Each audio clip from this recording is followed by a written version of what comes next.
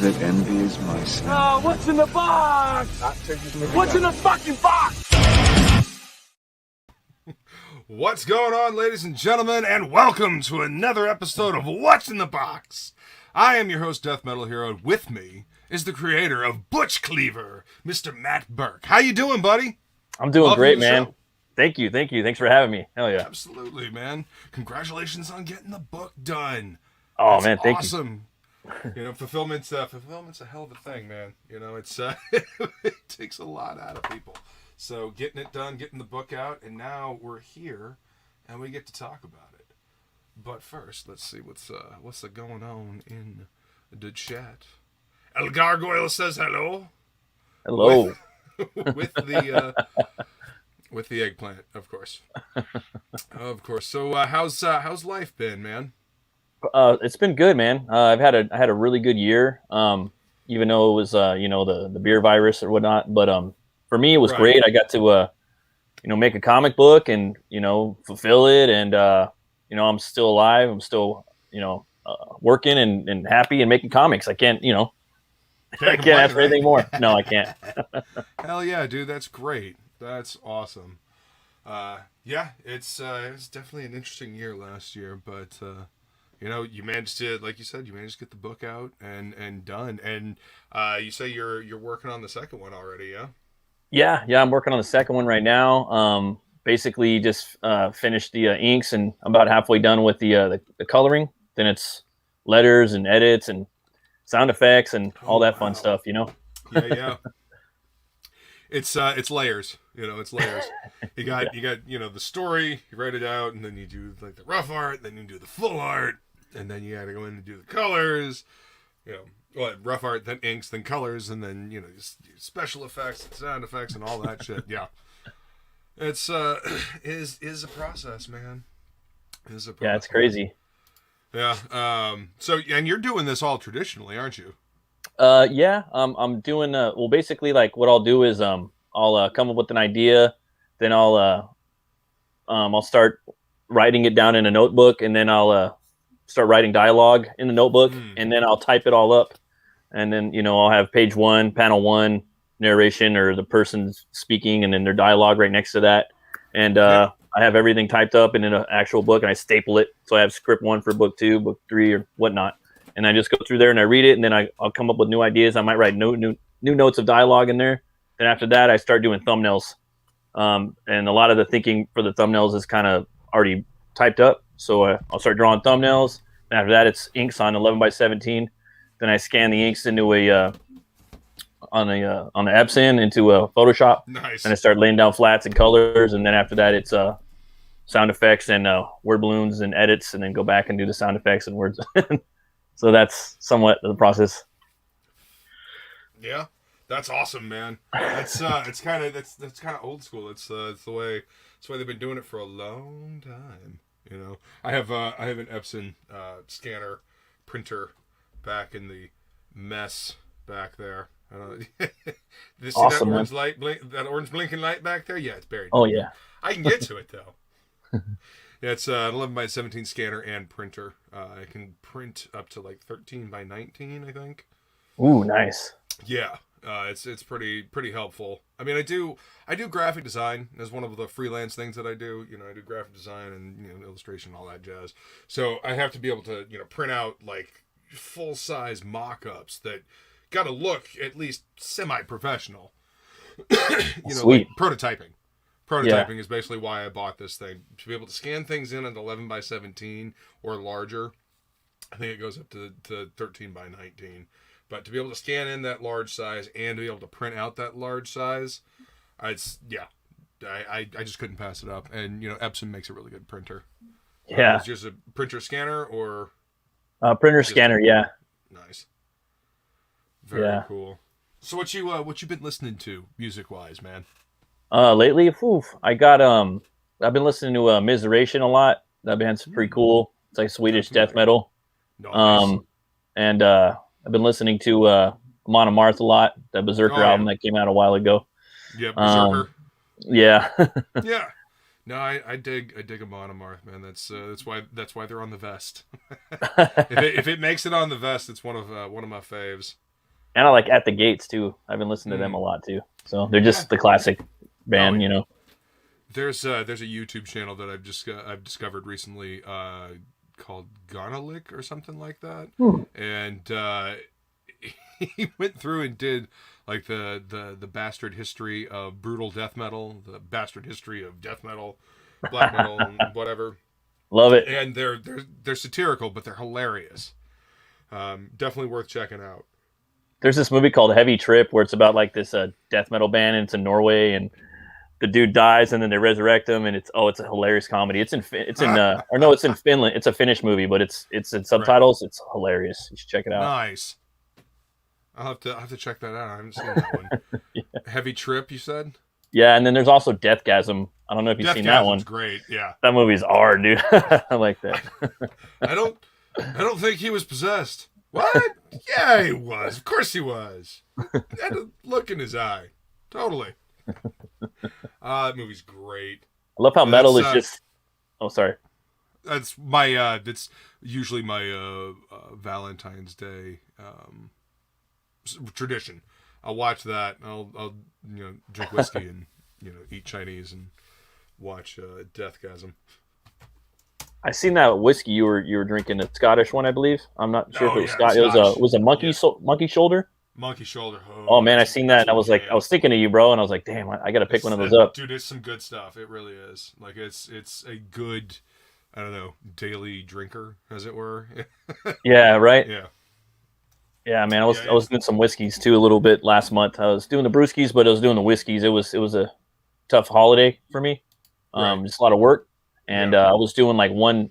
I dropped like an ice cube into like a little tumbler, and I would just fill the whiskey up to the ice cube every day, and like I was feeling good and just hitting it, and I was trying to rye bourbon by Bullet, and that one was pretty smooth, and then the Buffalo Trace, I did that one, and then a 1776. Buffalo Trace is not bad. Yeah. I don't know, something that I like Scotch. Scotch for me goes down smoother, but I do enjoy bourbon as well. The Irish whiskey, and then Scotch, and then I like whiskey. What can I say? Me too, man. I want to get some Jameson probably for next week. So Jameson is definitely one of my favorites. Have you tried the cold brew Jameson yet? No. Dude, if you like coffee, if you like coffee and you like whiskey, yeah, I do. You got to check out the Jameson cold brew because it tastes like an Irish coffee. Like, you can put that stuff in coffee in the morning, and you can tell there's a little bit of alcohol in there, but you can't tell much. Yeah, it's good. Well, I got this Voodoo Ranger right here, and this is a cheers to you. Yeah. Skull for everything you've done for me, bro. You're welcome, man. Dude, you put in the work. You built the book, man. You put in the work. You hustled, got out there on streams. I backed the book. Because I believed in it. The cowboy Viking mead hall thing. I was like, I need to see that because I may need to build that on, my property at some point. Oh man, thank you so much, man. That's awesome, dude. And the song you made, man, I love the song that you made, man. That was a lot of fun, dude. Rot came to me and he was like, yeah, dude, we should do this song. And, he sent me, his ideas for a couple of the... He sent me a couple of ideas for songs, and one of them was kind of like trap metal, and I'm like, no, it doesn't fit with the theme of this book at all. What's up, Wolverine? It, dude. Wolverine. What's up, brother? What's up, brother? But yeah, and I was like, okay, maybe let's try something else. What else were you thinking? And then he had he was like, well, I was thinking something kind of like Rob Zombie-ish. And I was like, okay, I could work with that. And I was like, tell you what, I'll go look for something.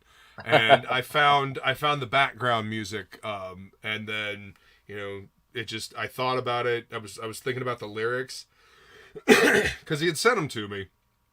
And I try to read them along with the stuff that he sent, and I am not feeling this. And then I found the one that we ended up using, and I was like, this works, and it's just started, And so that's where it came from, man. You know, it just kind of worked out like that. Yeah, it was sweet, man. It was awesome. It was a lot of fun, and I want to do more of that. Actually, should. I have more music from that same guy, and I've got some lyrics of my own that I've written that I'm gonna be recording here pretty soon. I'm excited. Part of the reason why I've been playing around with learning how to record, and for Christmas I got this new microphone, so I'm looking forward to recording some new vocals. Yeah, that's Chris, man. It sounds great. I can't wait to hear the vocals. Blue Yeti, man. They make a damn good microphone. What I recorded with before was an old Shure mic. Oh yeah, like a microphone from the '80s. Yeah.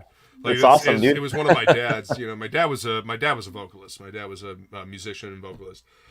So I inherited all of his equipment, and yeah, no, I mean it did good. I'm just curious to see what this would sound like. With that'd be cool. Newer technology. Yeah, we'll see. But yeah, I'm gonna do some new stuff here pretty soon. Let's see. Well, let's go ahead and we'll take a flip around, and let me flip the camera. Whoops, that's not what I meant to do. I meant to do this. We'll take a look at this awesome book. There we go.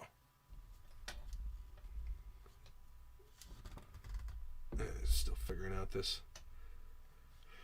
I either need to get another arm, or I need to figure out a different place to put the camera, because this is like literally right in my face right here. Does that help?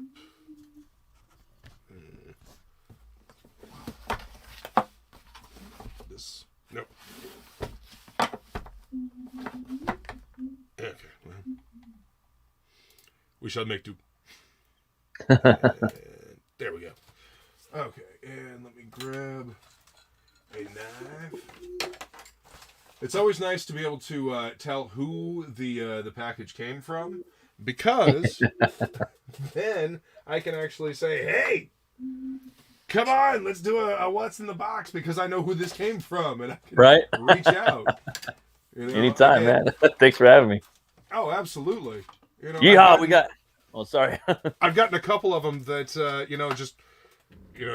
okay. I know it's a book that I backed, but I have no idea who it is. So, do I open it and find out? Who's fulfilling right now? Yeah, I got a lot of books I backed, a lot of CG books. It started raining down. It's pretty awesome. Oh yeah, it's like Christmas. You wait for so long, and then all of a sudden it's like boom, boom, boom, boom. Trickle feed.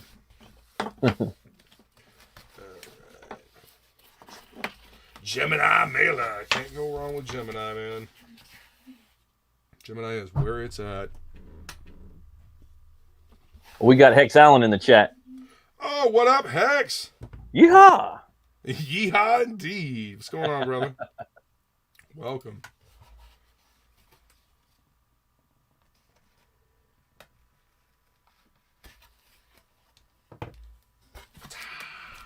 And there it is. Look at that. And the bonus.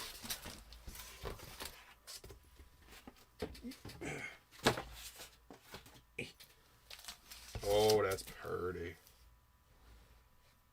Nice. Barcode and everything. Hell yeah, dude. That was the first. That's the first indie release of the first print of the Butch Cleaver #1. So I put that in with all the first 100 backers. Ha! That's this is awesome. A collector's item. You know what I mean? Yeah. So this is the one that you put out a while back. Yeah. That's cool, dude. Well, they could just hold on to it, and do whatever they want with it, Yeah. I mean, how many... sticker by 6 a.m.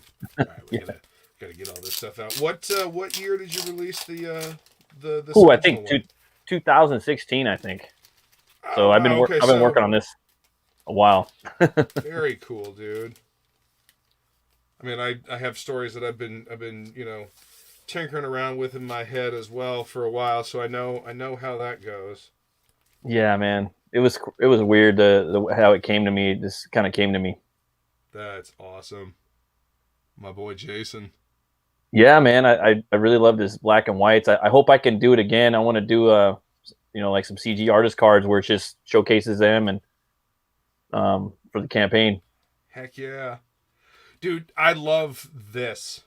Oh, the power grid? The power grid. Yeah, dude. It's great because a lot of the dudes that a lot of the campaigns they have their own variation on this. Yeah. And I think it's great. It shows exactly where where we all came from. We all grew up reading the comics and collecting these cards. Yeah. It's fantastic. I love the write up here too. Hell yeah. Thanks. The best butcher this side of the Mississippi could break a bull in the blink of a breakneck, with speeds of cutting matched only by the skill of his 6-gun, his 6-shooting hair trigger. One day it all came to a bitter halt when his fellow meat cutters chopped him up and fed him to the pigs. Now he's back with a taste for torture and a touch of the dead bones. Bound to a voodoo hex of bone weaponry and on the hunt for revenge, redemption, and reckoning. At dusk, Abo is a ghost town. No evil can sleep, for the haunted night is possessed by Butch Cleaver. Nice. Oh, That's yeah. awesome, dude. I love it. I love it.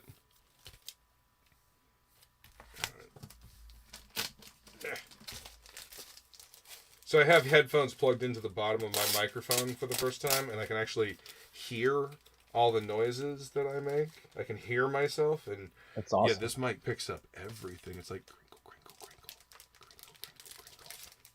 And you signed up, so you got the special edition Zero card. I didn't make many of those. That's the Slaughterhouse Homicide Butch. So that's kind of how he looks in the beginning of the story, and you'll see his costume changes a little bit towards the end. He gets a little more bone ornamentation, and it's kind of like his gear when he was alive, sort of. It's his starting gear. Like and the back in a game. Yeah. Yeah. And the back is similar to the other one, but not. It's a little different. So the little side notes are a little bit different. So I try to not put all of it in the one card. I split it up a little bit. So yeah. Nice. Almost identical, but there's a little bit difference. Yeah. I think it's cool that you changed the side notes. And I want to do that on the next campaign too. I'm going to have everybody, if they sign up and they back, I want to have a special card that only they get, Yes. I think that would be kind of, it worked the first time and so maybe it'll work the second time. Well, see, that's the thing about cards, man. They're easy to add to a campaign. And they're cool because they're little bits of artwork that you can display. Yeah. Who didn't have like a few binders of cards? Right. When we were a kid, The Marvel masterpieces. The Marvel dude, I still have them.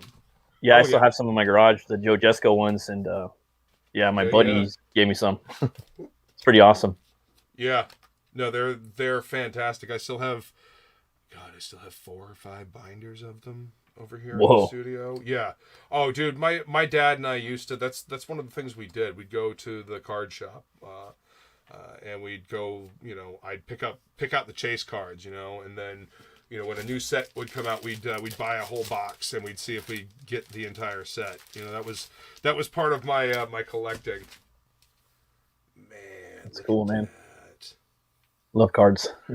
Yeah, and unfortunately, like the entire bottom of the card market dropped out at the beginning of the. At the beginning of the 2000s, like the end of the 90s, saw the end of the card market. Like they just, there was no interest in cards. They were not valuable. Like I have a bunch of like basketball cards, like some old Michael Jordan cards, and they are not worth squat anymore, man. That sucks. Yeah, it is what it is. Yeah. It's kind of like that Spawn #1, right? Well, every time Todd talks about a movie, Spawn #1 jumps up in value, back up to $20, $25. See if I can get down here a little closer. Nice, glossy, shiny cover. Do you like that? Mm. So who did you go through for your printing? I went through Mix'em. Yeah, I think they're a solid company. Awesome. And I had a couple, like, because I inspected all the books, and I had a couple ones that kind of came out a little not up to par, because I know, like, CG, like, you know, they got to have the best. So they sent me some replacement copies, like that. They handled it, you know. I just had to show them the proof, and it was in the pudding, and they took care of me. So I'm going to go back to them, and I just, you know, tell people that, you know, like, stand-up solid company. Nice. Yo, Eric, what up, man? Yo, yo, yo. He says he has a Michael Jordan rookie baseball card. Damn. Nice. What's up, Max? Welcome. Hey, how's it going? You guys are just in time. Because I'm just about to open Butch Cleaver. Huh? That's awesome. Yeah, I had to use a metallic Sharpie. I didn't know if I wanted to do silver metal, if I wanted to do gold metal or bronze or rusted bronze metal. So I went with silver. Yeah, silver shows up. You know, silver shows up better. And just as long as you let it dry. Holy crap! And you're one-man armying this, aren't you? Yeah, trying. So you're writing, you're drawing, you're inking, lettering, coloring, all of that. Yeah. Wow, dude, that's awesome. Yeah, I'm just trying to get better too. Like trying to get better at it. You know, every time. This was back from like 2016. Yeah. So through, I don't know, maybe 2018, the book is like a progression sort of. Mm-hmm. And same thing with the new book. I've been working on that one a little bit. So hopefully you'll see a little bit different as I grow older. Oh yeah, you know, I mean, as you work on stuff, you grow as an artist. That's cool looking. Very cool. So, when are you going to be setting up your sign up for the next campaign? Do you have an idea for that yet? Well, it's actually live right now. The sign up is. Yeah, and I cut a teaser too, so that's on there as well. So, what up, Ink Spots? Welcome. What up, Ink Spots? Hey, drop the link for that in the private chat, and I will I'll open it up and we'll take a look at it. Oh, nice. Thank you, sir. Dude, yeah, Mix'em did a good job on this. This is good. This is a nice high gloss. The pages feel good inside. The colors came out really good. I like the paper feel inside. You do? Yeah. Nice. Like it's almost got a matte finish to the paper, which I like. I don't feel like I'm, leaving greasy fingerprints on it. You know, I dig it. It feels good when turning the page. You know how some like glossy pages you kind of can't get your finger. Why can't I get a hold? This is definitely not like that. This is I can turn this page real easy, and that's fucking sick. I like it. I like it. But yeah, I definitely like the paper quality that they went with, or that you went with. It feels good to turn. I don't know. It's interesting getting all these different campaigns and like feeling the different paper qualities. Feeling different covers, like with the Lost Pages. Phil went with like a kind of a matte finish on it. Yeah, I like that too. That feels really good too. It's kind of what they've been doing with mass market paperbacks. They've been using that kind of matte finish to it. I was torn between that and this because it's a Western. I kind of wanted it dusty and worn, but then I like the shiny too. So it was almost like I had to flip a coin. You know what I mean? Right. And luckily I got backers. You know what I mean? So I was like, hell yeah, I'm going to do this. And I got the idea from College of the Dead, Adam Post. His nice. The cover, I fucking loved his cover, dude. Like, because it was that of the exact one that he did. And I'm like, that's what I want. I want to get the shiny one, And so I hunted it down on Mix'em and I found it, and that's what I used. Excellent, man. Yeah, Mix'em's been doing a good job. I just recently got God's Hand from Anthony Figaro. And oh yeah, and he had Mixum do his book, and it turned out great. Yeah, I love that book. I can't wait till the second one. Oh, thanks. Yep. Appreciate it. Eric says, I love that the majority of CG books I've read and seen are not super wordy. Well, that's because they've got a story to tell that they can tell with pictures. They're not trying to, talk you to death. We're trying to entertain. What up, leg kick? Good to see you, Gary. Good to see you, man. This book looks great, man. Thanks, man. I can't wait to sit down. That's a great panel. I don't want to spoil anything, but that's awesome. I like that. It's supposed to be fun, like Yeah. Evil Dead, stupid horror gore. Yeah, it's sick and twisted, but it's fun. You know what I mean? That's the whole idea. And then the martial art movies, and a little bit of anime, horror westerns, Hammer, Universal Studios monsters, Swamp Thing, Batman, Jonah Hex, Hellboy. Oh yeah, totally. Like, it's just a lot of stuff I like. You know what I mean? I kick ass for God. I kick ass for the Lord.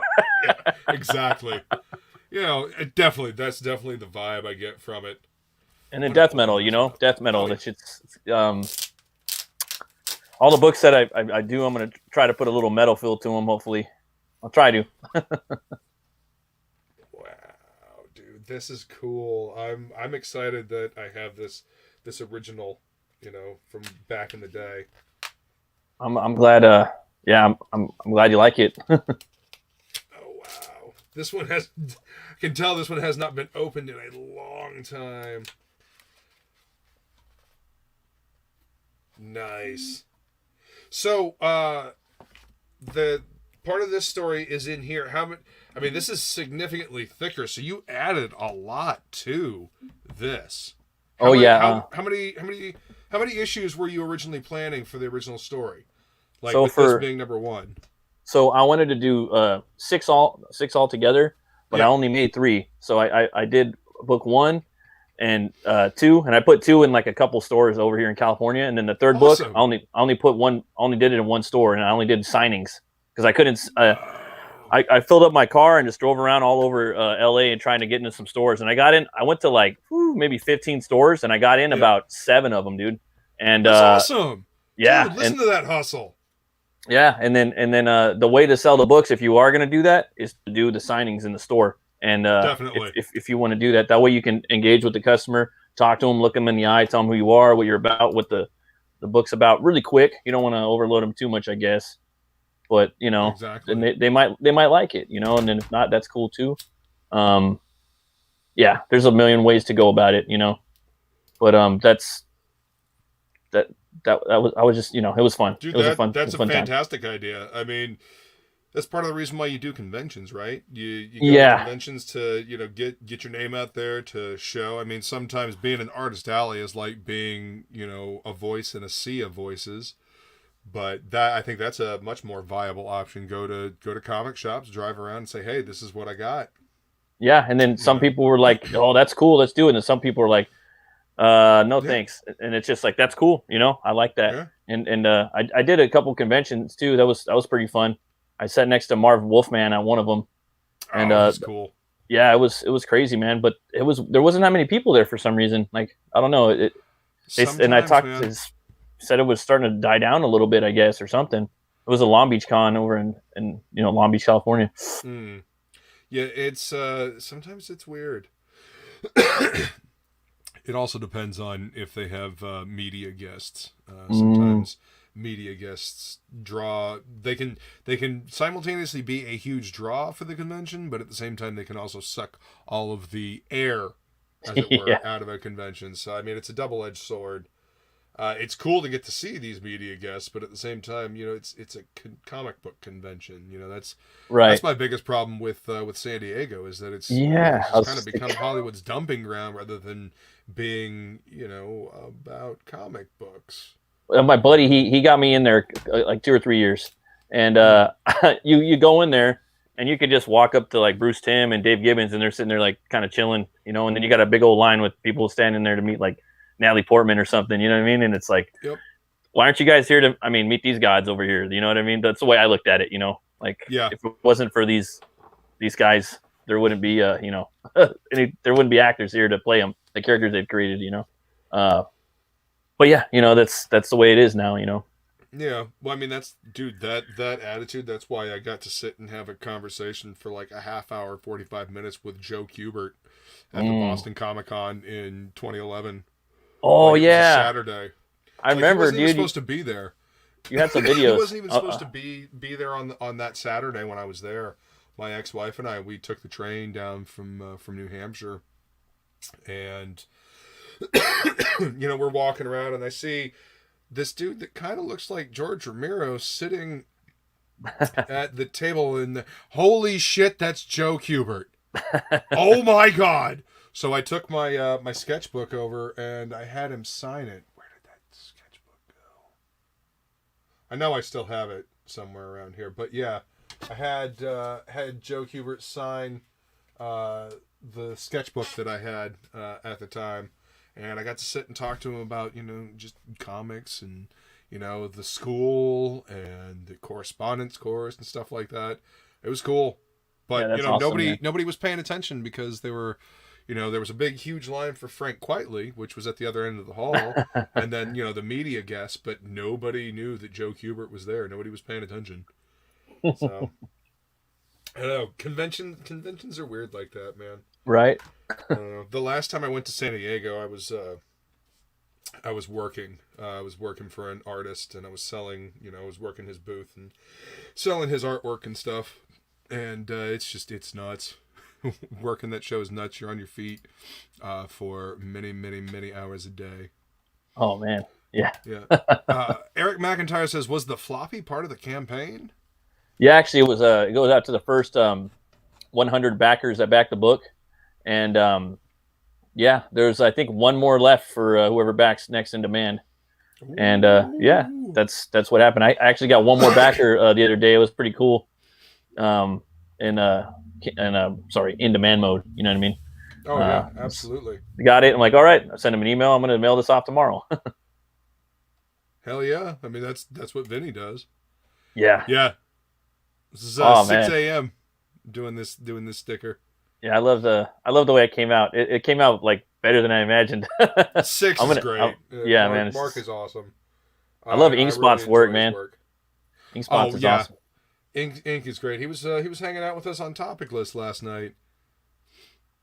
Yeah, dude. Tuesdays, me and Jason Baskin, we do Topic Lists on Tuesdays, so you'll have to come hang out. Hell yeah! It's just a chill hangout, shoot the shit, draw stream. You know, you can work on stuff, you can not work on stuff. You know. Yeah. Silvar says, maybe I'm jaded. I think actors are just high-paid cosplayers. Some of them, you know, I don't know. It seems like there used to be a little bit more an art to acting. Now it's just people pretending. I don't know. There used to be like an edge of class, like old school Hollywood had an edge of class to it. And then, you know, the younger generations that came through, they inherited like the arrogance of like, oh, we're high class, but they didn't learn how to inherit the class part of that. So, yeah. Ink says, so how was the printing cost? Did you make anything, or did it end up being all printing and shipping costs and the money to be made later selling extra copies? If you want to answer it. No, like, yeah, I didn't, I really didn't make any money on it.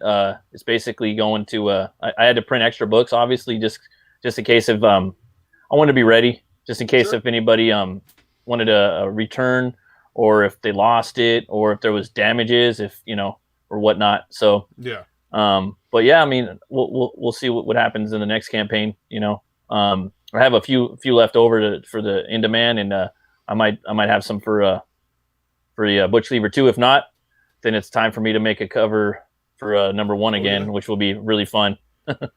Yeah, dude. Actually, you know, you should. I mean, you really could do like a second printing, just like a variant cover for #1. That way, the cover from the first campaign, you know, it's rare. I mean, not to like keep people from getting something or anything like that, but you know, the rarity of it, I mean, it's kind of like what Malin does. You know, Malin doesn't Yeah. go in demand because, one, he's Malin and he can do that. But, you know, it cuts it off, and then if he wants to do a variant cover, you know, people can do that because they're hungry to get the product. And I get that when you're a name like Malin, when you're, you know, you've got a proven track record like Malin, you can do that. And I totally understand where he's coming from with that, with like the rarity.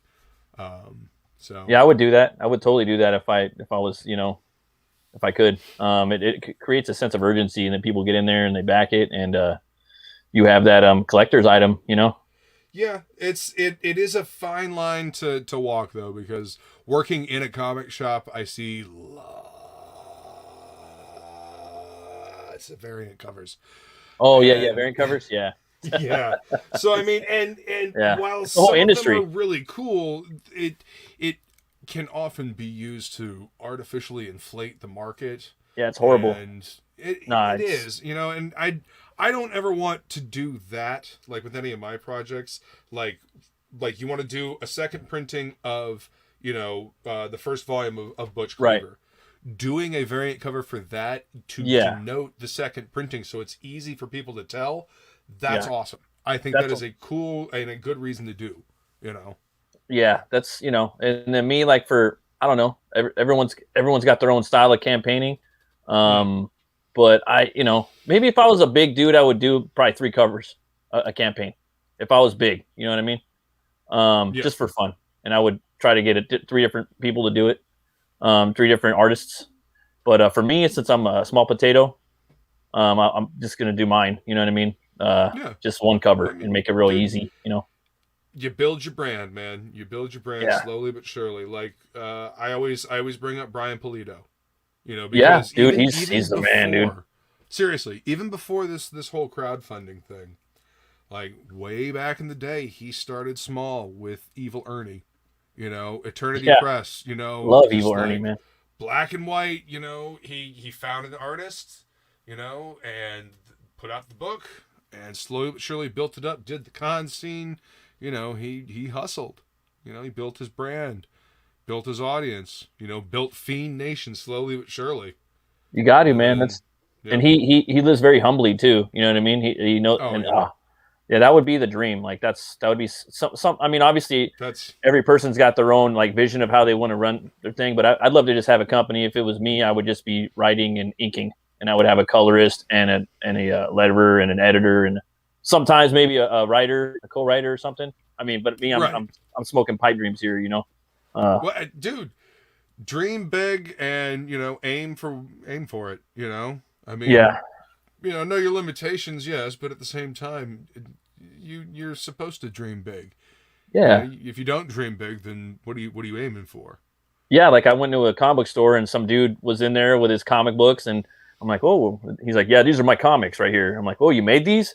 And he's like, yeah. And I'm like, well, how'd you print them? Oh, I printed them in China. Oh, really? Where'd you print them at? Da-da-da-da. I'm just asking, well, fuck, I could do that probably. And that's how it started. It all started from that. Yep. Exactly, dude. Exactly.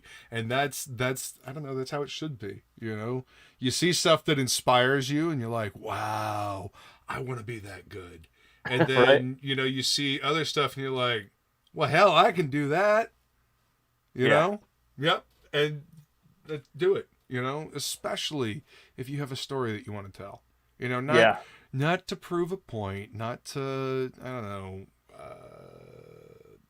bludgeon one about the head and neck with an idea.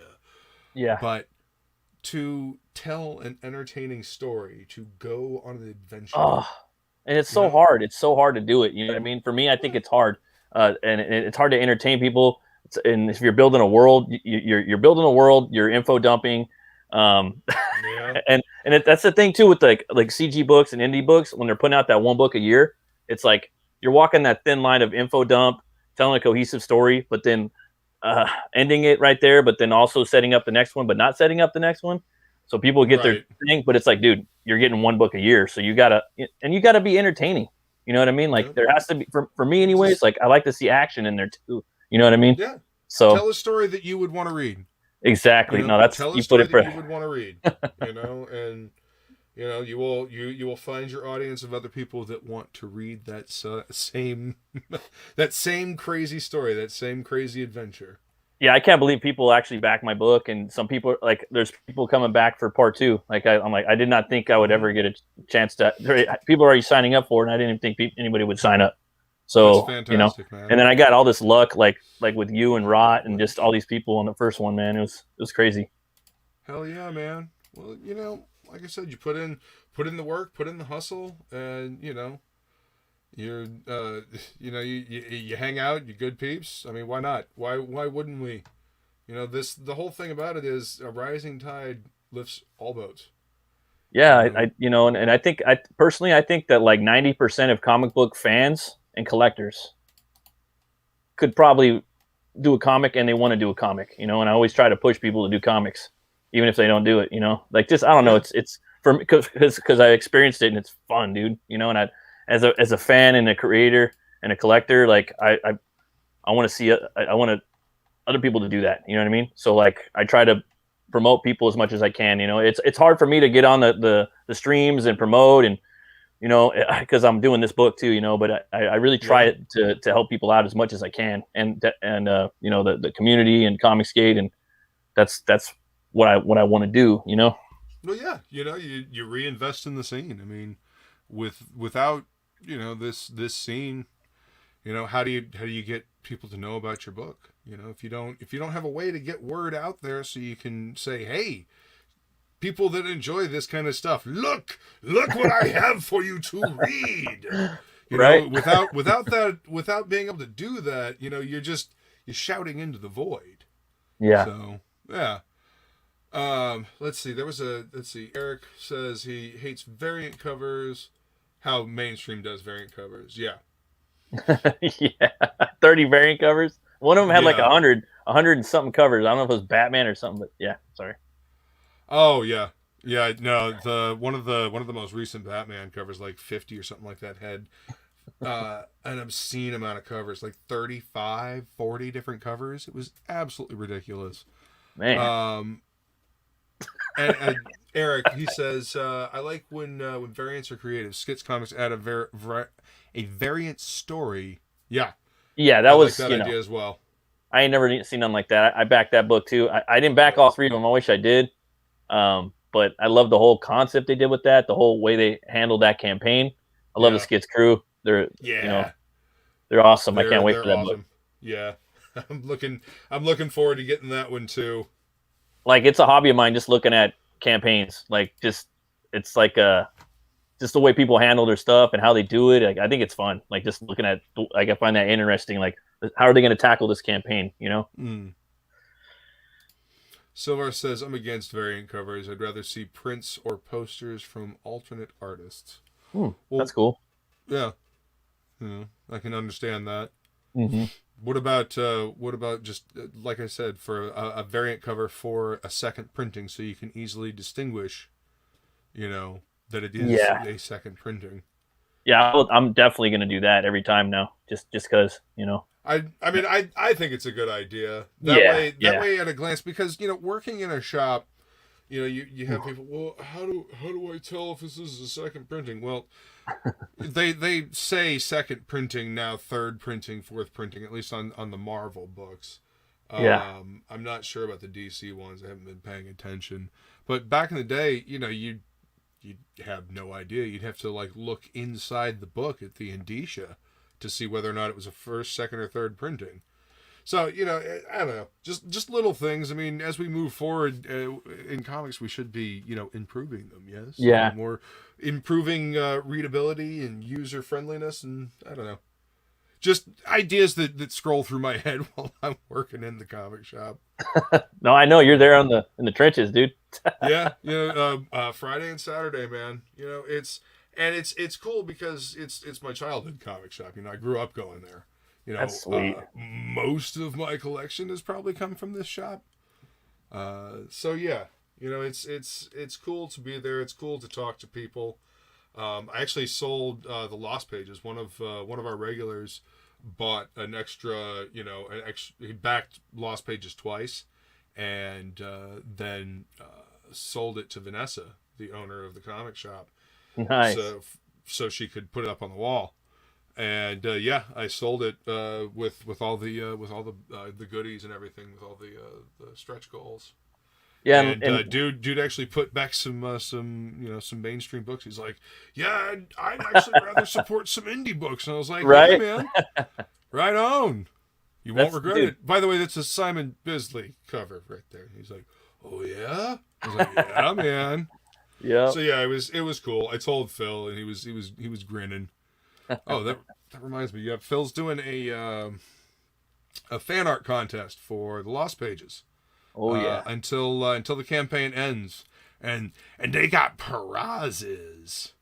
I think I retweeted it earlier today. So many cool characters to draw from there. Oh man, for sure. That sounds like fun.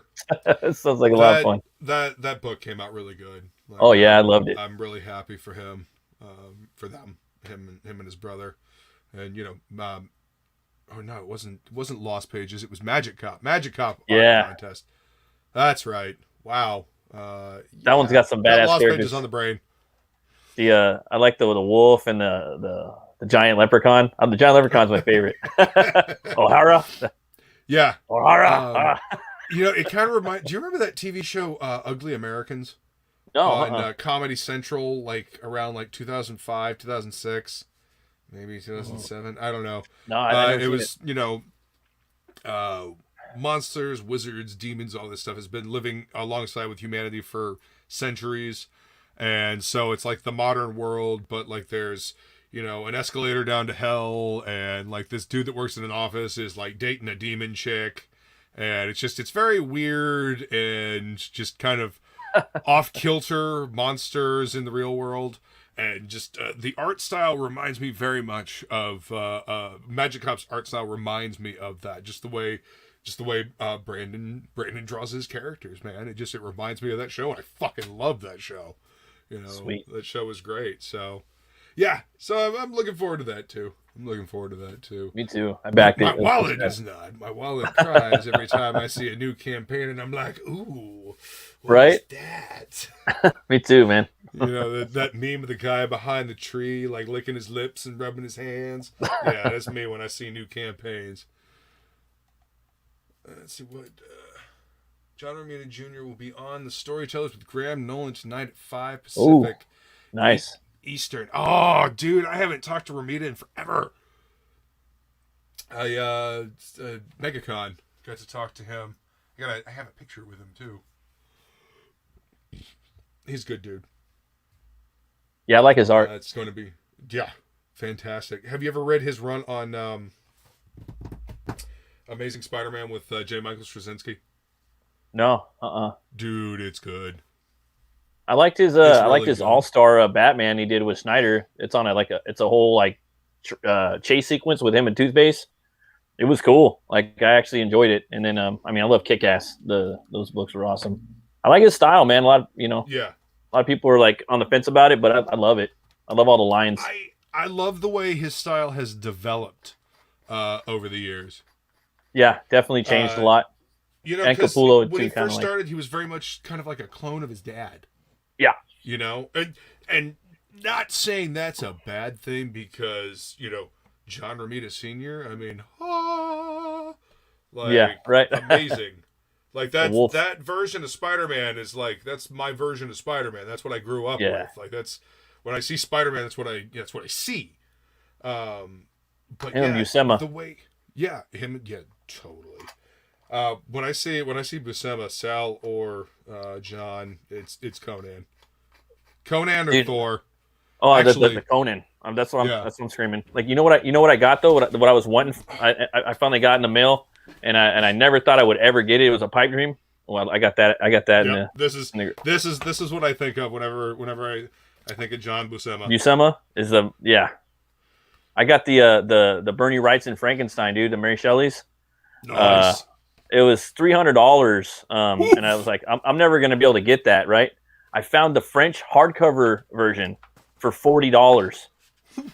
What? Yeah, and it's big, dude. It's not the little one. It's big, dude. And the art is beautiful, like all the details. So I'm just sitting there studying it, because Writing is like my I don't know, man. I just really love Writing's like ink work, you know.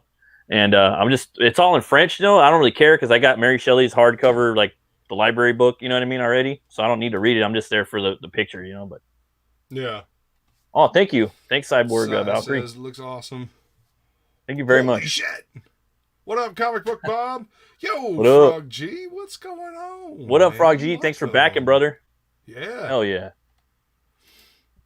Eric McIntyre says, my childhood comic shop was a 7-Eleven. They had a whole back wall filled with comics and Lowrider magazine.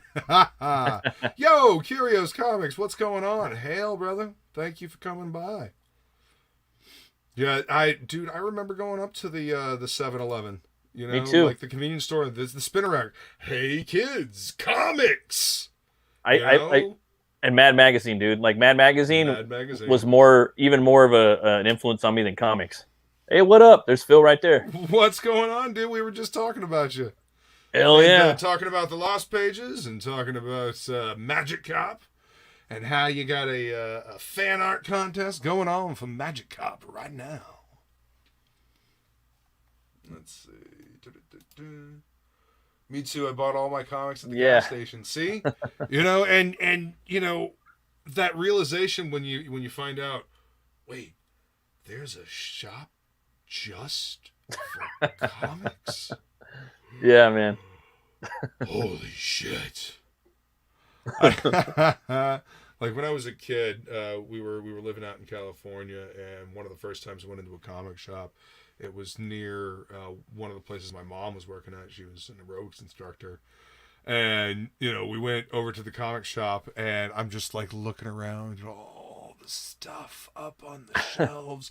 Holy crap, they've got, like, a Batman mask from, like, the 89 Batman. And holy crap, is that a Wolverine mask? What? To this day, have, like, never seen another Wolverine mask like that. It was, like, some kind of rubber mask. That had it was the brown, the John Byrne brown and gold.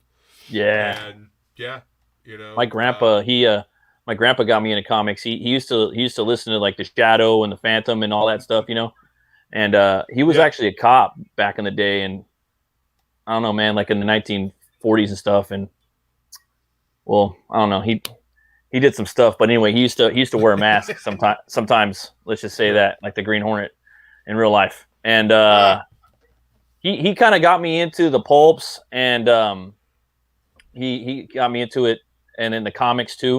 And I remember one day they took me out of school and they're like, "Hey Matt, you're leaving school." I'm like, "Why?" "We're gonna go watch From Dusk Till Dawn, and then we're going to Shakey's Pizza, then we're going to the comic book store." I was like, "What?" And then that's kind of what got me into it. And then they took me to this like convention down in LA at the Hilton, and it was just a Marvel Wizard convention. Yeah. And I was 10 years old, I think, at the time, and that kind of just got me all into it, dude. Is my screen messing up for you, or is it? No, yep, it's on the live feed as well. Yeah, it's glitching though. Interesting. That's Shagrath? This? I think so. That might be. I don't know. You hear the new? I grabbed it. You hear the new Demi Borgir, the last one? No, I've actually never really listened much to Demi Borgir. Dude, they're sick, bro. I mean, like, check out Death Cold Armageddon, Putanical, Euphoric Misanthropia, Insort the Diabole. They're really good. I mean, they're really trendy, like big, like black metal band. Like everyone's gonna like hate you for listening to them, but I don't give a fuck. They're bad, dude. What got me into them? They were on the Hellboy trailer. They were on the fucking Hellboy trailer, right? And they had all the orchestration, and and then they did their own album. Oh, and Abrahadabra. That album's pretty badass, and they have like 115 prog orchestra on the album. You know what I mean? And dude, they were good, bro. And then I will say this. We're talking about Demi Borgir, not Cradle of Filth. Yeah, no, I've never really listened to Demi Borgir. You will love Demi Borgir. You will love Demi Borgir. I could almost I'm like 98% sure you will like them. Like in like their first like few like their middle albums. Like I don't know if you know who Nicholas Barker is, the drummer, but he was in the band for a while. Yeah. From was it From what? Napalm? He was in the band for a while, and then nice. Then they left, but oh man, and their keyboard player and him, and then the bass player had this crazy like singing style. His name was ICS Vortex, but they kicked them all out, and I don't know, man. Their mid year stuff is, I think, it's phenomenal, bro. All right, cool. I'll have to check it out. Yeah. What the fuck is this? No, I don't want to be famous. I'm just using Twitch to build my audience elsewhere. Begone, he thought. Jimmy Burger is okay. Metalocalypse, I miss that show, man. Jimmy Burger is okay. Yeah, remember they used to go there? They used to go to Jimmy. Oh yeah, and Finn Troll's Grocery. Yeah, dude, I love that show. What I'm sorry. This place? I love that show. Whenever I watch. Food library, Toki. It's a grocery store, you douchebags. Yeah. Sorry, I get really grumpy with no blood sugar. Murderface. Oh yeah, I will never forgive Adult Swim for canceling that show. Yeah, and they had all the signatures, like enough to put the show back, and they said, "No, you don't understand. We're not putting the show back on." Yeah, no, we just wanted to make you monkeys jump for a little bit. You motherfucker. Well, it ain't woke enough anymore. Like, imagine putting that on right now. Like, it wouldn't fly. Like, it wouldn't, dude. Fuck it. They need it. It's a cheese grater on their sensibilities. Good. Mm-hmm. That's what it's supposed to be. Want to take a fucking joke. Ugh. Remember when the world wasn't so sensitive? Yeah. I recommend Serpentine. What? Kablam! Fucking great. Did you ever listen to Brendan Small's Galacticon? No, I did. I seen one of the videos, and I like Eric Powell, dude. You know what I mean? I don't give a fuck about his politics. I don't give a fuck about his politics, but I love the Goon. It's a big influence on Butch Cleaver, even. I don't give a fuck. Oh, yeah. And yeah, his art style, the way he pencils over the fucking ink and everything, and sick, bro. Yeah, dude. Oh, yeah, Eric Powell. Yeah. Powell's great, man. He's fucking awesome. Fantastic artist. I've been picking up the Goon for a little while now, ever since he started publishing on his own, like through Albatross Press and Hillbilly. Yeah, I was like, you know what? If he's gonna be publishing it himself, I'm gonna support him. Yeah. I got all the Hillbillies. I got all the Goons. Every Goon, every issue. But now it's like, dude, I don't have any of the old ones. I have the old ones, but I don't have the old Albatross ones. Those were like the definitive, like back in the day. Like the OG ones before he went with Dark Horse for a little while. Yeah. Nice, dude. You know, this is back in the day before because everything got fucked up in 2015. Everybody got tribal. Everybody started giving a fuck about everybody's politics, and it's like, I don't care. His stories are fun, you know. Yeah. And his art is awesome. And he's into Bernie. He said like Bernie was his influence, and Bernie writes in his dude. I don't know, but his books are funny. Like whenever he's doing it, yeah. And I don't know. There's a lot of books now that that I don't really like in the mainstream, you know. But there is some that I like. You know, I love Walt Simonson's Ragnarok, dude. That's my favorite book. I've been picking that up for a little bit too. And the Ronin, the last Ronin, I got that one. This the part 1. I haven't read it yet. Dude, I got to read some books. I've got issue 1 and 2. I actually lucked out because with the first one, because I had missed it, and somebody came in and they had it in their poll for some reason. They're like, oh, you know, I don't get this. I don't want this. And so they put it back, and you know, I waited until the end of the day, and nobody came in. I was like, all right, well, you know what? I'm coming home with me. Yeah, I got the second printing, and like I don't really care about first printing or second printing, but I know people do. Yeah. I know it's a thing, you know. Well, I mean, that's why I put it in my book. It's the collector's market thing, you know. Yeah. You know, just as long as you have the story and you can read it, that's really all that matters. You know? I got a Kevin Eastman cover on the second printing too. Nice, dude. Very nice. Speaking of the Turtles, you know, actually, your style reminds me a little bit of like early Eastman, and the reason why I say that is because I grabbed this the other day. Oh, right. The camera's not working. Oh yeah. Yeah. Nice. Yeah, I've never read all that. I want to get it though. This is the first 7 issues. Now I actually have a 5th printing of number 1. It's all red. Here, let me flip the camera again and see if it's done doing its glitching thing. If not, then the cord might be messed up on my camera.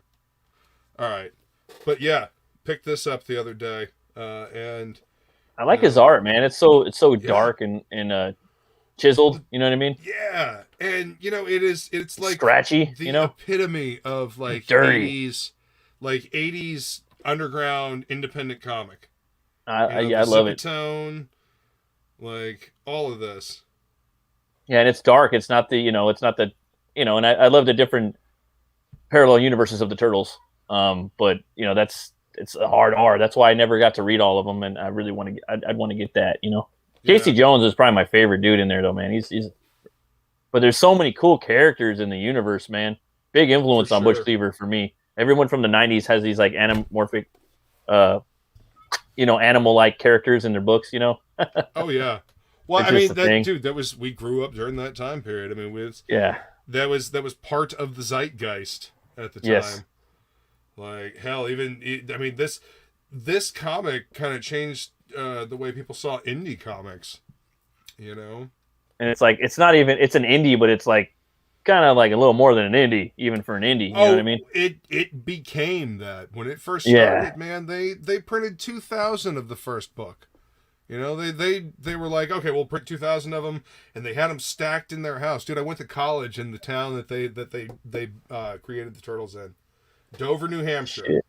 Yeah, that's where I went to college, and I actually, without realizing it, I actually looked at renting the house. See, it's doing it again. Damn it. No, that's okay. I might have to get a new webcam. Shit, man. Okay. Anyway, I without realizing it, I looked into renting the house that they created the Ninja Turtles in. It's like this two-story wood paneled side house. It was just they wanted too much. I mean, it wasn't because it's the Ninja Turtle house. It's just like, yeah, you've got 3 bedrooms and 2 baths, and upstairs, downstairs, and blah, blah, blah, blah, blah. It's like, yeah, okay. I mean, it's nice, but can't afford it, so, yeah.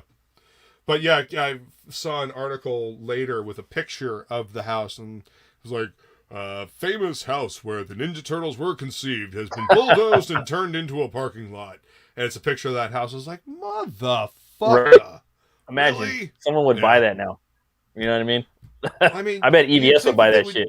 Well, I mean, you'd think that they'd research that beforehand, and like somebody would try to auction it off as. Well, dude, it's a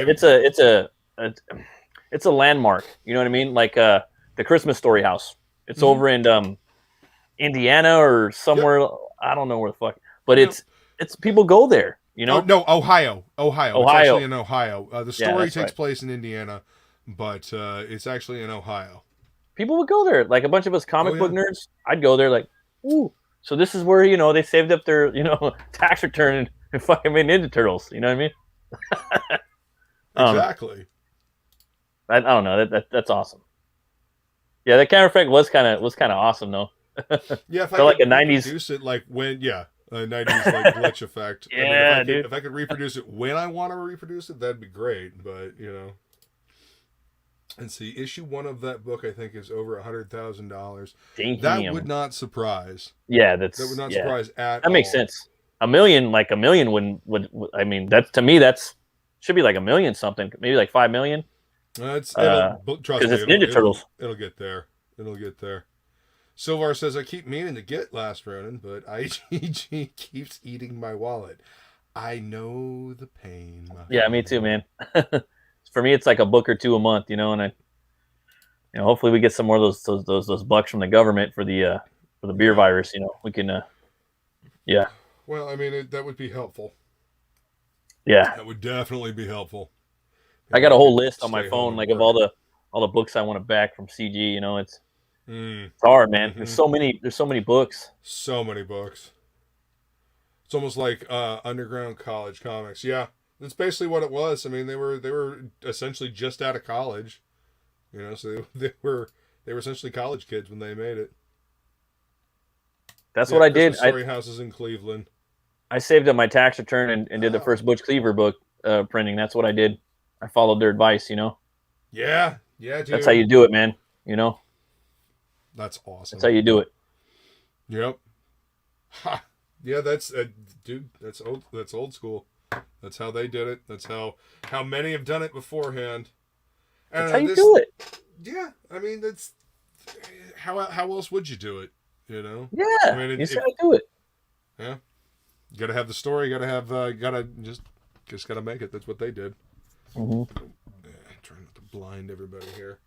I don't know this. This indie scene that we have now is kind of an interesting mix of, like, I don't know what it was in the 80s and, you know, the bombastic energy in the 90s, because The image. we all loved that stuff. We all read that stuff, and it had an influence on us, and it influenced the stuff that came directly after that as well that we also read. So, you know, that of course is going to inform our storytelling. But we've got, like, the classic base before that, you know. So I feel like we are supposed to carry on what comics were, if that makes any sense. We are. I mean, look what's left in the industry. I mean, there's hopefully. I mean, there's some good stuff here and there. Yeah, you know, there is. I mean, don't get me wrong. Here and there, but I don't know. Even like even the B and C tier characters got good stories back in the day. They did. Know, like Walt Simonson on Thor. You know, the classic runs on those characters. You know, damn it, why Bob Layton on Iron Man. He revitalized that character. You know, that book, they were going to cancel that book. They put Bob on there, and he started slowly but surely, like, turning it around. Then he got a chance to write it, and he's the one that did the Demon in the Bottle story arc. Yeah, that's he added layers of complexity to Tony Stark. Yeah, that right there. Like, anytime you put that in there, people are going to humanize with it, because a lot of people drink. You know what I mean? Yeah. So it's very dealing with an addiction. You know? Exactly. Like, that's what got me. I don't know. That's what got me into the Venom run. I think it was I forgot who was drawing it, but it was Flash Thompson. He was Agent Venom, and it was Tony Moore drawing it. Yeah, and that shit was fucking awesome. He went from the college jock to the war hero to paraplegic to a alcoholic father, that beat him to him being an alcoholic. And then the costume design looked like fucking Spawn without a cape, and he had the fucking machine guns. I was like, this is sick. You know what I mean? Oh yeah. And I thought it was a fun thing to do with Venom. Yeah, dude, it was. And I don't know. It's cool, man. And that's one thing I liked about that New 52. You were talking about how, like, even the A-list and B-list and C-list characters were around. I got back into comics with the New 52 because I broke off for a little bit. And I'd always collect the Goon because I just liked that book because it was a horror book and it was fun and it was cheesy and stupid and the art was fantastic, you know. And I never stopped. But that's kind of that New 52 kind of got me in, and I was getting Capullo and Snyder's Batman. I was getting Swamp Thing by Snyder and Paquet. That shit's badass too. The way it's all full horror movied out. It's metal as fuck. And then I was getting Agents of Shield or Agents of Shade, the Frankenstein one. Oh yeah. That one was fun too. That was a lot of fun. You know, Frankenstein's monsters got the angel sword of Michael, and I thought it was cool. And then they had, I don't know, I like the Universal Studios monsters when different people do their take on it and put it in a book, like Graveyard Shift and Shades and Howling Commandos, and I even got one for I'd like to do one day. But anyway, all that stuff, you know, that was cool, dude. You know what I mean? And I wish, I don't know, I was buying a lot of those books, dude, and I wish they would do that again. Fuck it. They redo everything all the time anyway. They reboot everything anyway. Why not just have a bunch of characters? But the thing is, it doesn't matter though. I mean, I kind of retract that because they kind of just put a lot of people in there that don't really care, it seems like, as far as writing goes, you know? Well, the problem is, and I've said this before, the problem is that these companies have become recognizable names now. You know, they become recognizable brands, and people gravitate to brands, brand loyalty. You know, Xbox versus, you know, PlayStation, Microsoft versus Windows versus PC, or Windows versus Mac, Microsoft, whatever. You know what I'm talking about. Marvel versus DC. People do this shit anyway. Completely forgot where I was going with this. What were we talking about? Oh, just how the mainstream, you know, that's just, even if you were to like do like a relaunch with a gang of characters from said universes like Marvel, DC, the writers that they pump in. Yeah. Okay. Recognizable brands. Well, people gravitate to recognizable brands, and then they get tribal about it. Because and people want to be attached to that. Now that these movies make so much money, people are like, oh, well, having this on my CV is good. And, you know, maybe if I can write a comic book, I can then, you know, get a character in one of these movies, or I can, you know, get a Netflix deal or something like that. You know, I'll do this here, work for Marvel, then I'll make a silly little story of my own, and then I'll have a Netflix deal for sure. You know, sometimes it seems like that because the writing is so hackneyed. Yeah. But then I also remember, like, the influx of absolute fucking tripe for young adult books. Yeah. And then I think, okay, I think it's more likely that the kids, you know, the young adults grew up reading this stuff as, you know, preteens and teenagers, thinking that this was good fucking writing. That's all not they ever had. being introduced to legitimately good fucking writing. Like when I was a kid, I didn't read kids' books. I just read books. Yeah. You know? Like, yes, I had a few kids' books, like Sign of the Beaver was like a Frontiers young adults book. But it wasn't written for, you know, I don't know, it wasn't written horribly and stupidly for stunted individuals. Well, I mean, even go read The Hobbit, you know what I mean? Even the way Tolkien wrote The Hobbit, that's a kid's book, but nowadays it's like, ooh. Theoretically. But yeah, no, I mean, kids couldn't read it today. They don't. My point is that they don't actually have anything to base good writing off of. And so we've got an entire generation of kids that missed out on good writing, so they're writing to a level that they think is good, but it's really not. And nobody ever, you know, nobody ever had the ability, tact, or desire to tell them the truth about their writing, that it's shit, you know. And I think that's where the problem is. Constructive criticism has almost gone the way of the dodo. Like, ain't nobody allowed to say nothing to anyone without, like, you know, freaking out and screeching. Like, yeah, it's crazy. Like, why? People want to tell me my book sucks, your art sucks, your writing sucks. I love that shit. Like, tell me, you know what I mean? Like, tell me, okay, and I'm going to listen to you too, because I got my pen, I got my pad. Tell me why. Yeah, and I want to look into it. You know, and I'm going to do some digging. You know what I mean? And I'm going to try to, you know, and if it's a continuous thing that I'm hearing from multiple sources, then I got a problem and I got to fix it.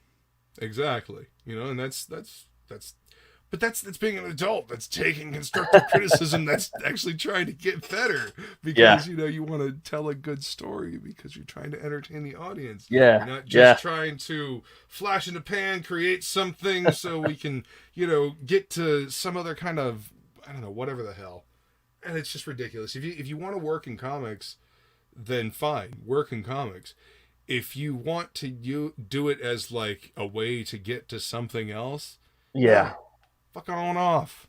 You know, obviously we don't need that. I don't know if like people like want a Netflix deal because they want to see their property up on the screen, or do they want the Netflix deal to make some cash? People want to be famous, dude. Everybody wants to be, you know, maybe not like recognized on the street famous, but everybody wants to be super important and like, well, I created that. And, you know, that thing, that card to be able to flop out, you know, by the way, I did this. You know, it's a human nature thing, man. You know, it is. You know, it's something like that. You know, people want to be able to, I don't know, especially in this day and age, it's all about Yeah, wanting. narcissism's comic Bob said it. Oh, Jesus, man. Yeah, I guess. I mean, I ain't gonna lie. I, I would love to see Butch Cleaver up on the big screen. Well, yeah, dude. That's because you see it in your head. That I don't think just that necessarily qualifies as narcissism. I think that's just this would be a cool story to see. You know. And then I have actors that like when I draw the character, I try to base it on that actor because it's easier for me to like shape the face and the things like that. You know what I mean? And totally. You know, actions, mannerisms. Yeah. Yeah. Totally. I mean, that's definitely something. Silvar says young adult authors are hacks who realize the YA market has lower standards of quality. Yes, and see that's my point. The YA should not have lower standards of quality. In fact, I feel like the YA market should have higher standards of quality because these are our kids. Like, right. What they're consuming then is gonna blossom now, as we can fucking see. Yeah. Like, again, I don't understand how, you know, this generation that, I know it's a meme, but this generation that grew up with Family Guy and The Simpsons and fucking South Park. Yeah, witty. Why are you all so offended by everything? Yeah. I have a theory. It's because everybody wants to look more virtuous than their neighbors, so they've got to shriek from the high heavens. Well, man. Yeah. I was gonna say, like, it's just pathetic. Like the books that are even at like Barnes and Noble now for the kids are just, they suck. Like a lot of them suck. And I'm looking for like the Grimm's fairy tales and Hans Christian Andersen fairy tales. And there's this book that I read as a child, and I wanted that fucking book, and I couldn't find it. They didn't sell it at any store, so I looked for it on Amazon.com, and they had it for $7. Nice. And I bought it. And it came hardback, 1980s. This is from your, I had a little thing in there. This is from your grandma. I hope you love this book. Da, da, da, da, da. I'm like, oh, someone's grandma wrote it for me. It's brand new, dude. And I'm just like, oh, I'm going to read this to my kids every night. There's like a, you know, it's got Cinderella in there, and it's got, you know, the classics, all the old ones that scare you, you know, like the Hansel and Gretel and this stuff. Did you hear that? What's that? I don't know what the hell that was, but there was like a crazy, I hope roar? It was actually in the video. Yeah, it was like this crazy, like, oh thing. No. Yeah, while you were talking. Okay. Hope Carry it wasn't on. Me. But yeah, on. I got that for the kids, and you know, I try to read it to them before they go to bed, and like, because those books, those stories, you know, they have good life lessons in them. We know that, you know what I mean? Yeah. Hansel and Gretel, don't talk to strangers, don't take candy from strangers, you know, or else you're gonna get, you know, something could happen. You know, the three, you know, Goldilocks and Three Bears, all that stuff. A lot of these kids nowadays, they're not reading that. They don't know what the fuck that is. You know what I mean? And so I'm reading that to my daughter. I'm gonna read to my son when he gets older, and I just want to pass that on to him, you know. And I'm telling you, like, a lot of the stuff now, they got a lot of baby political stuff, like for young kids in Barnes and Nobles. I mean, they got some cool graphic novels too, you know. But the kid shit is shite. Well, you know, and that's the thing. That's why, you know, you just avoid the young adult stuff, and you just, you know, you've got classic literature that we all grew up with. Yeah. You know, this is why I have a library. You know, because totally, digital man. stuff, like, have a hard copy, because digital stuff can be edited in this day and age. Mm-hmm. You know, it can be rewritten, it can be edited. They can go into your PlayStation and edit the game to change different features. You know, it's ridiculous. The EMP drops, we're going to DMH's house. You know what I mean? With a big fucking fire and a big side of beef and some beers, and some brewskis. Dude, and seriously, I need to have like a compound with like this giant steel building full of books and media and stuff like that. EMP shielded. Yeah. Yeah, that's what I'm doing. I know someone that built a house out of metal, because they were afraid of that. Yeah. So hang on, did you guys hear that? The demons approve. Did you hear that, or was that summon the beast? Summon the beast. Yeah. It's probably my neighbors. Like, shut the fuck up down there! God damn it! You're loud all the fucking time. Shit. Did you read Only Death Can Save Us? Did you get that book? No, not yet. That book was solid, bro. You would love that book. Dude, I Russ guarantee is great. you. I love Russ. He's good dude. You got to check that book out. I just read it. Yeah, nice. It's the Bronze Age. Yeah, that book's bad. Yeah. That's awesome. Yeah, I have a stack of books that I need to finish reading. I never have time to sit I hear you, man. I hear you. Anymore. That's why I don't read books, because yeah. Well, see, audiobooks. Yeah, no, I've been looking at that for when you're driving. Mm-hmm. Well, dude, I'll listen to an audiobook while I'm driving to work, while I'm mowing the lawn, doing the dishes, cleaning the house, whatever. Dude, I'll listen to an audiobook while I'm sitting down and drawing. Yeah. Like I've got absolutely. paintings that I've done. I'll look at them and I'll hear snippets of the audiobook that I was listening to while I was while I was working on it. It's crazy. I was gonna ask you, have you ever heard of the YouTuber Bull Hansen? Oh yeah, Bjorn. Yeah.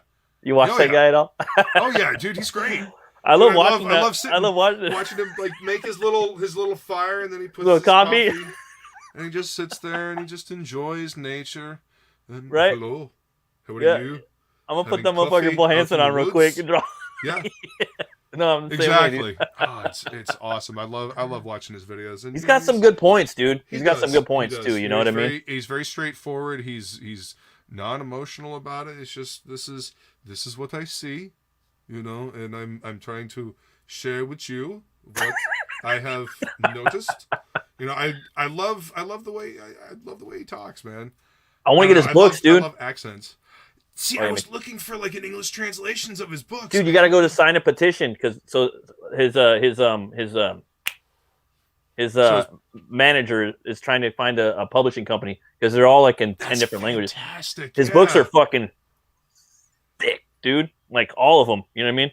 Oh wow. Okay. Cool. They're all the Yams Viking book, the series. And I'm like, damn, dude, if I'm gonna start reading some thick books, I'm gonna start reading those, like, because they're all historically accurate. And homeboy, he dresses up in the garb so he can write the book historically accurately. Like I'm wearing these leather shoes because he's a historical researcher as well. Yeah, isn't he? Yeah. And he's like, I'm gonna wear these, these leather shoes, so when I'm walking in the woods, the prey won't hear me sneaking up. And this is what they wore in the Viking era, And I don't know, man, that's pretty cool. Like, I'm digging it. Let's see. Would strangers have the best candy? Not always. The pigs wrote on the barn wall, today they have digital media. Drink like sailors, hunt like Vikings, think like scholars. Agreed. I like that. I'm all for that. Mm-hmm. Sounds redundant, Bob. The spirits are coming for me. So hang on. You guys still haven't told me if you heard that. I didn't hear it, dude. Okay, I know you didn't. Yeah. But I'm curious to see if it came through the live video on the YouTube. You won't believe me if I tell you this, but this morning when I drove to work, there was 2 shutdowns on the freeways because I take 3 freeways to get to work. It was raining, right? Then I got there, and then it stopped raining. Then I look up at the ceiling, and it's freaking hailing. All right. Then it stops. I look outside. It's sunny. All right. Go to lunch, come back, and look outside. It's dumping rain, dude. Then I come back, and then I look, and it's sunny. And then that's that. Then I come home, and it's dumping rain again, dude. Like when we were filming, it's been like the craziest day of weather I've ever seen here. Like just all the different variations of weather. Dude, it sounds like New England. It's California, though. It's Long Beach and Huntington Beach. It's crazy. That's the bizarre part. But yeah, New England will straight up do that to you. Yeah. Florida will do that to you as well, except without the hail. Like, very rarely do we get hail over here. Yeah, it's very strange. I mean, sometimes you get the bands of like a hurricane or something. Yeah. And it'll be bright and sunny, rainy, bright and sunny, rainy, bright and sunny, rainy. You like it over there? You like it in Florida? It's a little humid for me, actually. It's like, yeah. But I'm thinking about moving like out that way, dude. I'm thinking about, hopefully in the next 5 years or something, I want to move there, like maybe Texas or something. I want to get the fuck out of California, dude. I'm trying to find a good trying to find a good spot. You know, Arizona, Tennessee, Tennessee is beautiful, dude. North Florida. Carolina, South I don't know, Carolina. man. Nevada. Something, dude. You know what I mean? I will warn you. It gets humid as fuck. That's fine. That's good for the skin. That's good for the skin. You know, sometimes. Yeah, I guess. I will warn you. Sometimes it gets a little difficult to sweat. You walk outside and you feel like you're in a sauna. So yeah, but you know, I don't have to dig my car out of snow, which I definitely appreciate. Right. I don't miss that. Yeah. But I do miss the change of seasons. It gets a little repetitive having it being hot and hotter. Yeah, I ain't gonna lie, the weather here is perfect, dude. But the rent sucks. But the weather here is fucking perfect. Mm-hmm. Like this time of year, there's beautiful, dude. Beautiful months. Oh yeah. Well, right now it's actually it's pretty comfortable outside here. It's not been too bad. It's been kind of chilly in the evening and breezy. Today it got a little warm and humid, but you know it's Florida. It's only gonna get worse from here. So yeah. I've been kind of letting the cross breeze, got the windows in the back sliding glass door open, letting like a cross ventilation go through and enjoy the cool air while it's available in this state. But all right, so the link for the Indiegogo for Butch Cleaver is the first one is in the description, and it's still in demand, so you too can get your copy while supplies last. And remember, there's gonna be a different cover for number 2, which I believe, yes, I did. I pinned the link to the sign up for number 2 at the top of the chat.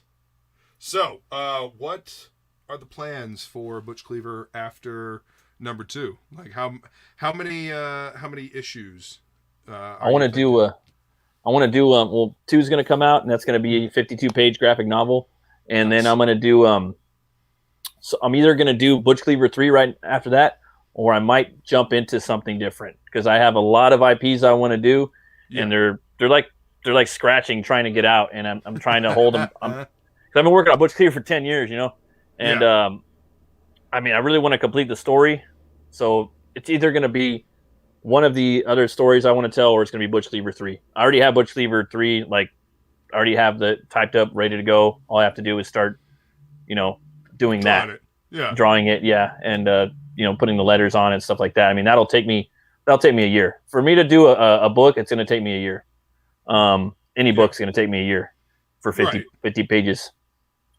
Right. I but mean, yeah, that's. I mean, you're doing the whole thing, man. You're one man army, so you know, you gotta as long as it takes for you to get to the place where you need to be. You know, it's your book. And then Butch Cleaver, dude, like I have like different storylines that I could do forever. Like it's never gonna end because I just put everything. Like, you know, I put everything I wanted into that. You know what I mean? Different ideas and stuff. So I'm gonna keep making them until I die or till people stop backing me. Then I'll stop making it. Like, to be honest with you. Good answer. Yeah, or my hands fall off, or I get carpal tunnel 100%, or you know. Right. Oh. Well, I mean, become brain dead, can't think, because as long as you can tell stories, you know, you can find somebody to make the artwork for you. Exactly. You know. Hell yeah. Yep. All right, y'all. Have you got any questions? Because I'm gonna go ahead and wrap it up here. Got some work I need to do. I got to finish up this card for Absolute Book 2, which is also in the sign up thing on to Indiegogo. So we all know my buddy Jason, my co-host on Topicless, which will be on his channel next Tuesday, because last night it was on my channel. Yeah. And who's more badass, Butch Cleaver or Big Dick Murphy? I'm not sure who Big Dick Murphy is. I don't know who Big D is, but I know Butch Cleaver's a pretty badass dude. It's going to take a lot to take him out. He's already dead, so gonna have to work real hard. I know a little bit about Big D, but you know,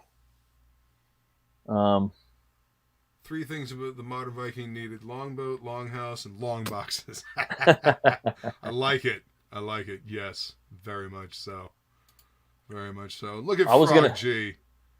Slinging the links. Thanks, brother. Appreciate it, man. Thank you.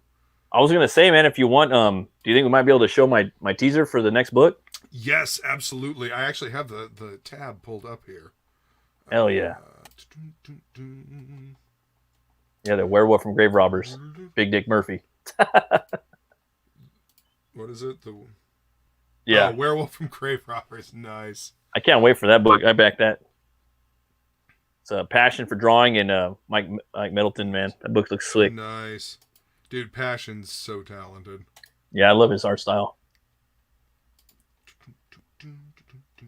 I gotta rep my character. It's Butch Cleaver, so. Hell yeah. All right. And here we go.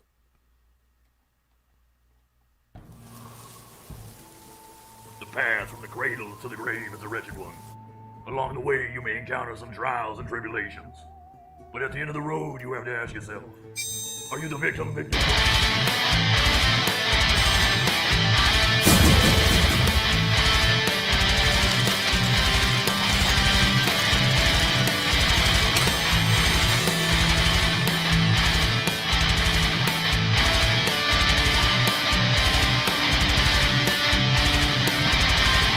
Cleaver 2, the victim, the villain, or the victor. 52-page graphic novel, coming this summer to Indiegogo.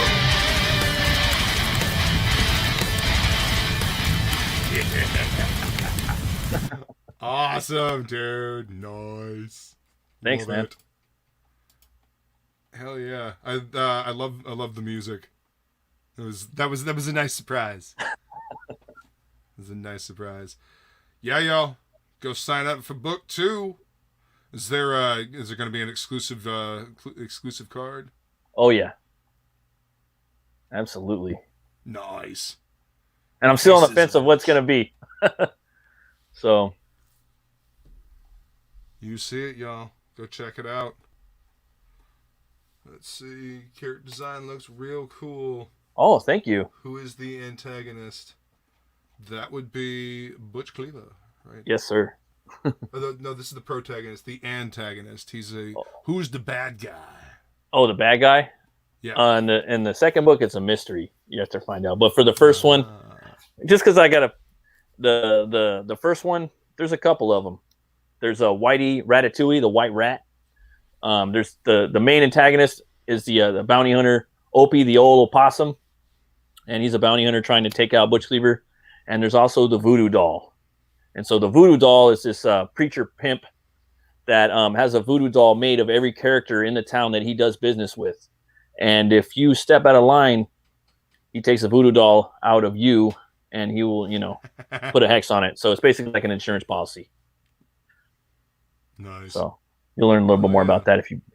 But the whole town, it's just like I love Gotham City and I love Sin City. So that might kind of, that give you. Nice. Absolutely. Okay. So like Gotham City meets Sin City meets a gothic old west town. There's a lot of baddie, a lot of gangs and stuff, and gangs in New York. That was a big influence on me as well. Oh, that movie's so good. Daniel Day-Lewis is amazing in that movie. Yeah, even him, Bill the Butcher. Yeah. And all the street gangs. Yeah. Silvar says, silver-coated Cleaver and Butch may win. Now that is a cool story. Can Butch Cleaver win out against the dreaded Mr. E? Sign up for Butch Cleaver 2 to find out. That's awesome, man. Thanks, man. Oh, absolutely. Thanks for coming on, dude. I am looking forward to getting a chance to sit down and read this book, man. Thank you all so much for coming to hang out while we, found out what's in the box. But anything else you want to say before we head out? Where can they find you on the interwebs, good sir? You can find me on Instagram at RuneCutter Comics. You can find me on Twitter at RuneCutter Comic. And then if you want, you guys, please subscribe to my YouTube channel. It's Metal, Movies, and Brewskis, where I review metal, movies, brewskis, and comics. And if you guys can, that would be awesome. Thank you so much, Death Metal Hero, for having me, for everything you've done for me. I appreciate it. If it wasn't for you, I wouldn't even be here right now. You and all CG and everyone that backed me worldwide. So I want to say that I'm happy to be a part of it, dude. I mean, you know, don't forget to reach out to Red Valkyrie, Shay, and Sai to Nice. when you're ready to launch. And also, they've got a new show for sign up campaigns and everything in pre-launch. They're what is it? Down and Dirty. Shit, I can't remember the name of the show, and I feel dumb. Anyway, they've got a show specifically for pre-launch campaigns, so you should Nice. jump on it. Sweet. Reach out. Okay. Cool. Awesome. Seriously, dude. All right, y'all. We're gonna head on out of here because it's time to go.